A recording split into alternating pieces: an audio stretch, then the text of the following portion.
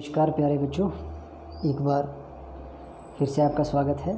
आज हम कक्षा 10वीं सब्जेक्ट मैथमेटिक्स की जो वर्कशीट 22 तारीख को यानी कि पिछले कल जो वर्कशीट डली थी उसके सॉल्यूशन आपके समक्ष लेकर आया हूँ।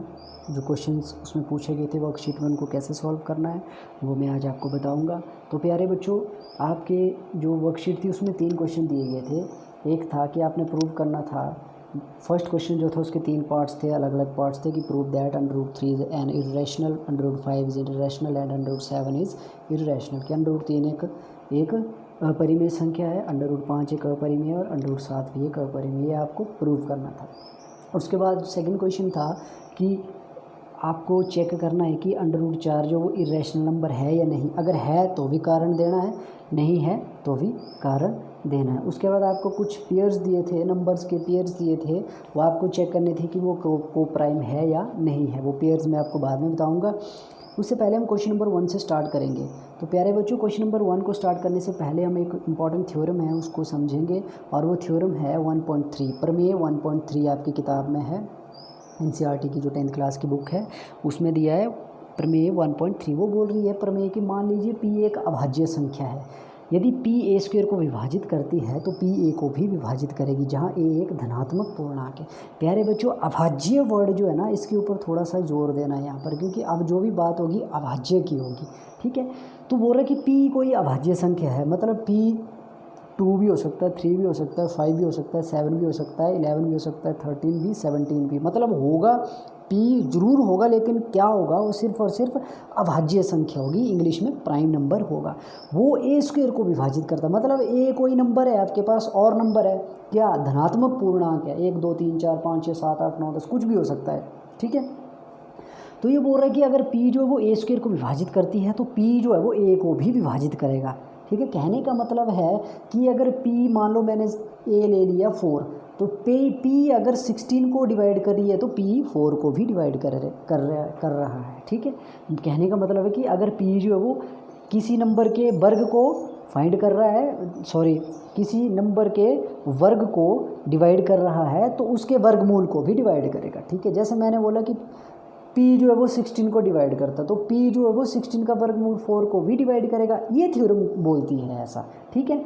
तो इसका ये इस्तेमाल हमने जो क्वेश्चन दिए हैं उनको प्रूव करने में करेंगे। जैसे क्वेश्चन नंबर 1 का मैंने सेकंड पार्ट लिया है, फर्स्ट और थर्ड पार्ट बिल्कुल सिमिलर इसी के जैसा है, खाली वैल्यूज़ चेंज होनी है सिर्फ, ठीक है।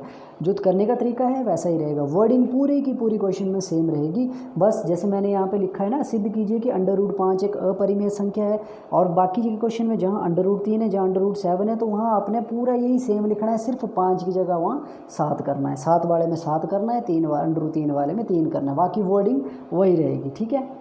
ये आपका फर्स्ट टाइप है, ये 3 टाइप के क्वेश्चन है इस एक्सरसाइज में, ये फर्स्ट टाइप है आपको। इसमें सिर्फ और सिर्फ अंडर वाली संख्या ली है, इसके साथ कोई नंबर और मल्टीपल नहीं हो रहा, कोई इसमें ऐड नहीं हो रहा है, कोई इसमें सब्ट्रैक्ट नहीं हो रहा है, ठीक है। तो चलिए स्टार्ट करते हैं। Prove that √5 is an irrational. सिद्ध कीजिए कि एक अपरिमेय संख्या है √5। प्यारे बच्चों, सिद्ध करने में आपको क्या होता है कि थ्योरम्स है, ये छोटी छोटी थ्योरम्स है, ये आगे जाकर आपको हायर क्लासेस में बहुत काम आने वाली चीज़ें हैं। तो बच्चों, आप जब भी आप कोई थ्योरम प्रूव करते हो तो सबसे पहले आपको उसका सपोज करना पड़ता है, मानना पड़ता है, मान के चलना पड़ता है उसको, ठीक है। अगेंस्ट मान के चलना पड़ता है, कुछ ऐसा ही हम यहाँ करेंगे, अगेंस्ट मानेंगे। मतलब कि प्रूव क्या करना है हमने कि √5 एक अपरिमेय संख्या, लेकिन हम मान के क्या चलेंगे, मान लो √5 एक परिमेय संख्या है, ठीक है। प्यारे बच्चों, आपको पता परिमेय संख्या वो होती है जिनको हम P/Q के रूप में लिख सकते हैं।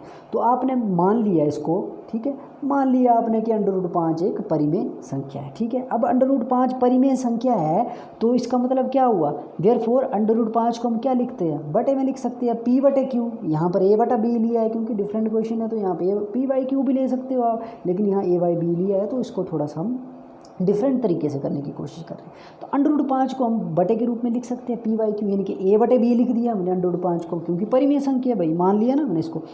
तो यहाँ पर B 0 नहीं होगा, ये चीज़ मैंने आपको पहले ही बताई थी कि बच्चों बटे के नीचे वाली जो वेरिएबल होता है, जो रकम होती है, वो कभी 0 नहीं होती, क्योंकि 0 जो है किसी नंबर के साथ भाग नहीं होता, इसलिए यहाँ बोला है कि B जो है वो 0 के बराबर नहीं होगा। और A और B पूर्णांक है। इस बच्चों, ये जो चीज़ है ना, इसको ध्यान से समझो थोड़ा सा, ये जो मैंने ब्रैकेट में लिखा है ना, ये ब्रैकेट में ए और बी पूर्णांक है, ए बी में एक के अलावा कोई कॉमन फैक्टर नहीं है। उभयनिष्ठ गुणनखंड का मतलब होता है कॉमन फैक्टर नहीं है, मतलब कि ए और बी का HCF 1 है।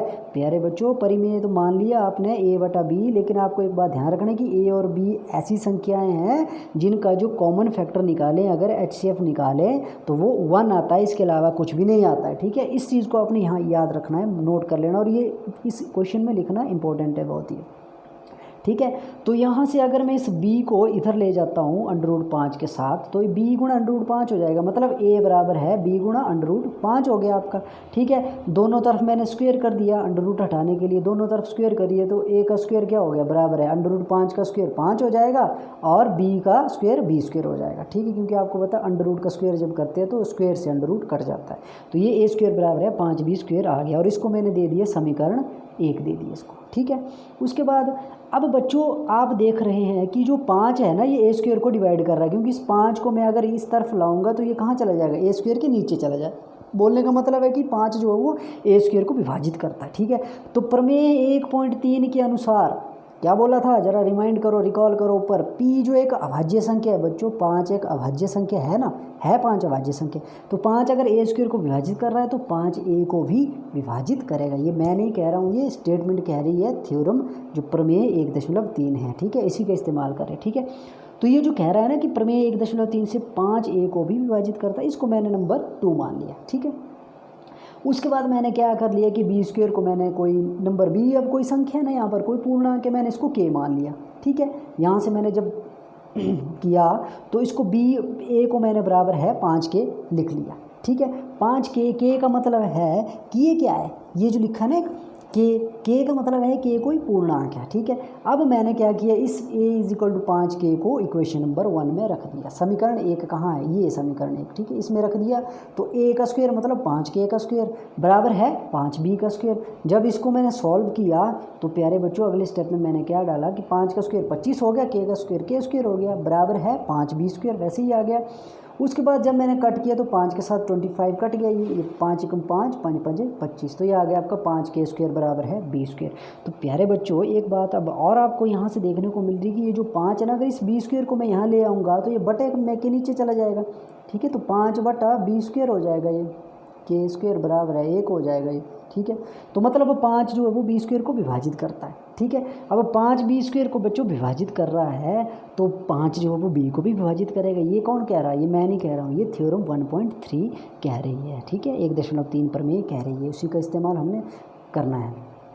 तो प्यारे बच्चों अब आप देख रहे हैं 2 और 3 से अगर आप देखें तो आपने स्टार्टिंग में क्या माना था कि √5 एक परिमेय संख्या रैशनल नंबर है, और a और b वहाँ पर पूर्णांक है, और उनका जो उभयनिष्ठ है वो 1 है, 1 के अलावा कुछ नहीं है। लेकिन बच्चों 2 और 3 में क्या हो रहा है कि 1 के अलावा यहाँ कॉमन फैक्टर क्या आ रहा है, 5 भी आ रहा है, क्योंकि 5 a स्क्वायर को भी विभाजित कर रहा है, 5 b स्क्वायर को भी विभाजित कर रहा है, मतलब 5 a में भी है और 5 b में भी है। तो बच्चों हमने क्या लिखा, जो नेक्स्ट ये आपने बिल्कुल लिख लेना है, ये इसको बिल्कुल थोड़ा बहुत क्या होता है कि थ्योरम में थोड़ी सी लाइंस याद करनी पड़ती है। ये चीज़ें याद करने का मतलब ये है कि आपको हर क्वेश्चन में ये चीज़ें यूज़ होंगी, सिर्फ और सिर्फ वैल्यूज़ बदलेंगी। ठीक है, तो मैंने क्या लिखा कि समीकरण 2 और 3 से हमें पता चलता है कि a और b के अलावा एक उभयनिष्ठ क्या है, एक के अलावा एक कॉमन फैक्टर ना HCF 1 आ रहा है a और b का, लेकिन उसके अलावा यहाँ कितना आ रहा है, 5 आ रहा है। ठीक है, तो हमारी कल्पना क्या है,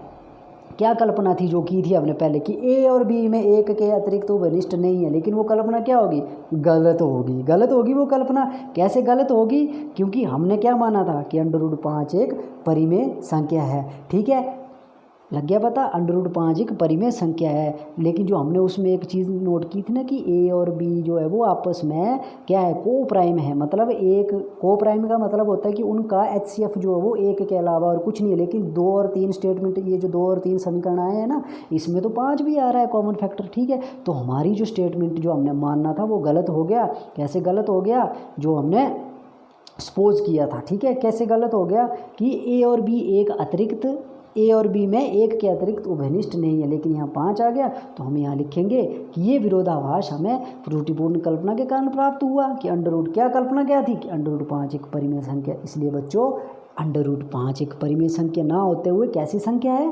अपरिमेय संख्या है। मतलब कहने का है कि जो आप मान के चले थे लास्ट में आप उसको कंट्राडिक्ट कर रहे हो, ठीक है। कंट्राडिक्ट करने का मतलब है कि आप अपोज कर रहे हो उसको कि हाँ हमारा मानना गलत हुआ और √5 एक अपरिमेय संख्या है, ठीक है। अब बच्चों अब जो √3 और √7 वाले क्वेश्चन है ना वो भी ऐसे ही होंगे, यही वर्डिंग आएगी सेम, सिर्फ जहाँ 5 लिखा है मैंने 25, 5 का स्क्वायर 25 हुआ है, वहाँ पे 3 का स्क्वायर 3 हो जाएगा, 3 का स्क्वायर 9 हो जाएगा, 7 की जगह 7 आ जाएगा, 7 का स्क्वायर 49 हो जाएगा। अलग अलग क्वेश्चन लेकिन वर्डिंग यही रहेगी, ठीक है। तो ये हमारा प्रूव हो गया क्वेश्चन नंबर 1, ठीक है। अब जो उसमें नेक्स्ट क्वेश्चन दिया था आपको वो था आपका, नेक्स्ट जो क्वेश्चन था बच्चों वो था आपका कि आपने चेक करना है कि जो निम्नलिखित जो एक पेयर दिया ना, पेयर मतलब 2 नंबर दिए जहाँ पे जोड़ा होता है ना, एक नंबर का जोड़ा दिया है, ठीक है, 2 संख्याएं दिया, आपने चेक करना है कि परस्पर सह अभाज्य है या नहीं। यहाँ मैंने अ लिखा है बीच में, अभाज्य होता है, सहभाज्य नहीं, सह अभाज्य है। अब बच्चों आपके माइंड में एक बात आ रही होगी कि सह अभाज्य क्या होता है, तो मैंने यहाँ पर लिखा है कि परस्पर सह अभाज्य वो संख्याएं होती है जिनका HCF 1 होता है, ठीक है, एक होता है, ठीक है, HCF 1। अब कई बार उसको वो बच्चे क्या सोच लेते हैं कि एक HCF होगा, मतलब कि 2 3 4 5 नहीं होंगे, ठीक है, इसका मतलब 1 होगा। कॉमन फैक्टर क्या होगा, जैसे मैंने लिया 5 और 7, तो बच्चों 5 जो है वो दोनों 5 जो है वो 1 के टेबल में आता है, 7 भी 1 के टेबल में आता है, तो मतलब उनका HCF क्या हुआ, 1 हुआ, ठीक है। तो वो आपस में क्या हुए, सह अभाज्य हुए। अब हम इन क्वेश्चंस को चेक करेंगे, जो पेयर्स थी इनको चेक करेंगे। जैसे पहला पेयर है 4 और 10, प्यारे बच्चों मैंने यहाँ पर 4 और 10 का HCF निकाला है, यहाँ मैंने 4 और 10 का HCF निकाला, तो वो क्या आया मेरे पास, 2 से चला जाता है, 2 दूनी 4 5 दूनी 10। आगे हम HCF में क्या करते हैं, दोनों संख्याएं एक ही टेबल में आनी चाहिए।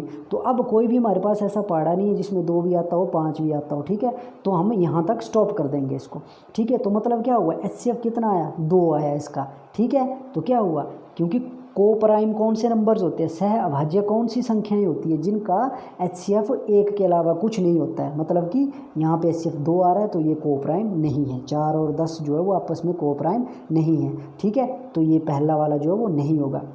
नेक्स्ट है 5 और 18। तो प्यारे बच्चों 5 और 18 का भी वैसे ही करेंगे हम। 5 और 18 का कैसे करेंगे, 5 और 18 का हमने HCF निकाला अभाज्य गुणनखंड विधि से, तो हमारे पास हम देख रहे हैं कि 5 जो वो सिर्फ 5 के टेबल में आता है, 18 भी 3 के टेबल में आता है, 6 के टेबल में आता है और खुद के टेबल में आता है, 9 के टेबल में आता है, 2 के टेबल में आता है।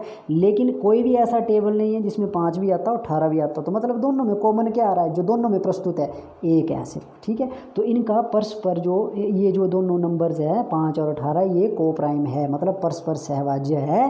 क्यों है, क्योंकि इनका HCF 1 है, ठीक है प्यारे बच्चों। तो समझ गए को प्राइम कौन से नंबर्स होते हैं जिनका HCF 1 होता है, 1 के अलावा कुछ नंबर नहीं होता है, ठीक है।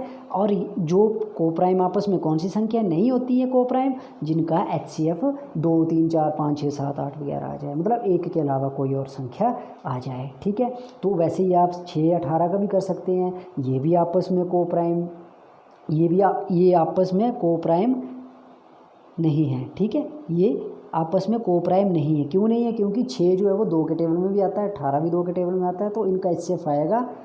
आगे फिर करेंगे तो फिर से 2 3 6 2 3 6 9 दूनी 18, ठीक है। तो फिर से 3 से कट जाएंगे, 3 3 एकम 3 6 3 18, ठीक है। फिर ऐसे ऐसे करते जाएंगे तो इनका जो कॉमन फैक्टर आएगा वो 6 आएगा, मतलब 1 नहीं आ रहा है 6 आ रहा है, तो ये भी आपस में को प्राइम नहीं होंगे, ठीक है।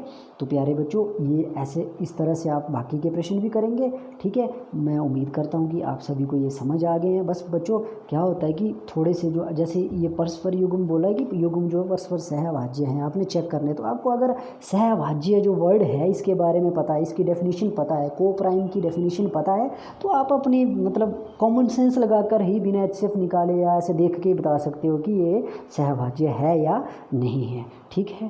Thank you.